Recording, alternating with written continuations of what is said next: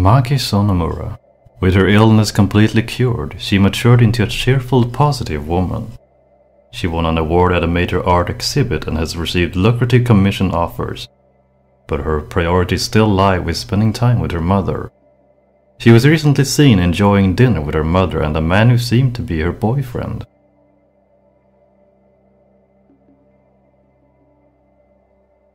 Masao Inaba. He won over his strongly opposed parents and went to New York on his own.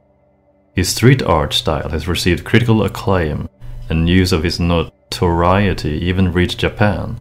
His mother still pesters him with phone calls every week. I know that feeling.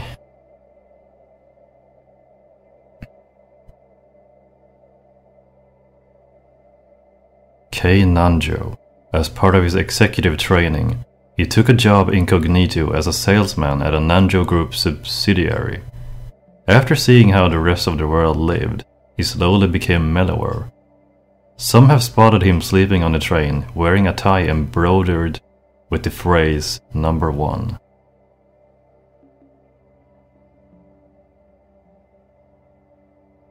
Eriko Kirishima. She often graces the cover of women's magazines as Japan's top model. Her unaffected demeanor won the support of young women. As the face of their generation, she is active not just in fashion but in other fields as well. She recently appeared on TV, talking happily about otherworldly encounters.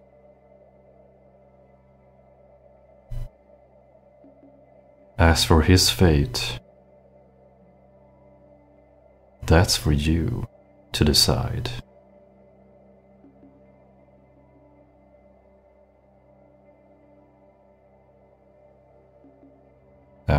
Can you... I can't click past this, okay.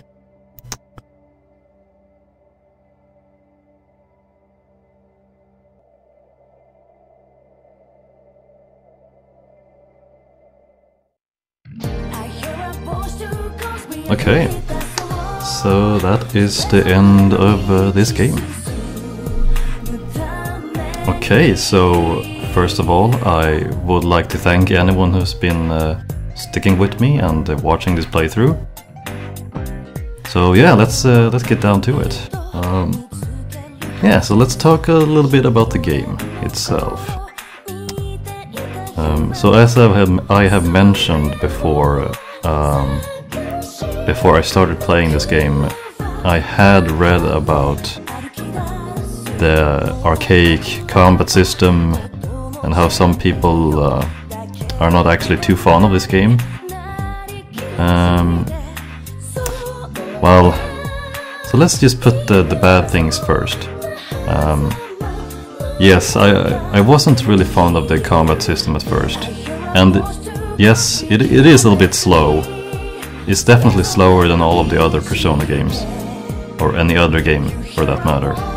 So it can tend to become tedious faster than elsewhere.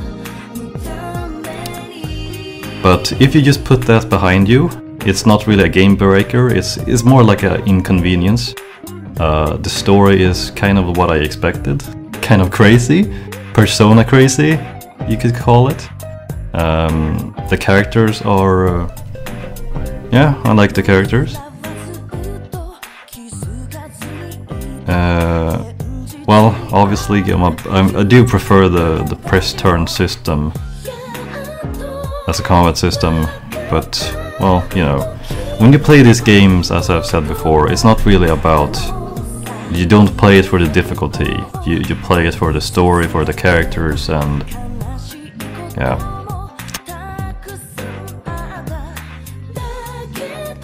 You just have to look at the game from all of the angles you can, and just make a judgment of what you think of the game. And I think it's an okay game. It's definitely not my favorite.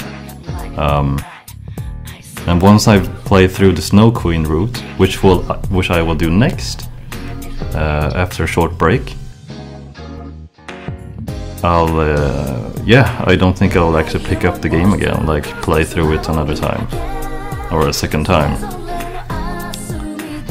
But yeah, it's I think it's I did want to play through this just to kind of get a feel for what some references in the second game, which refers to the first game and all that. But yeah, it's yeah, it was an okay game, really. So if you're fine with the combat system being rather archaic, I think you should pick it up.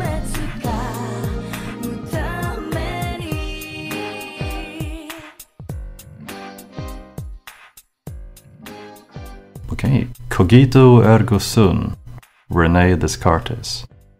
Descartes. Yeah. So yeah, I'll take a short break.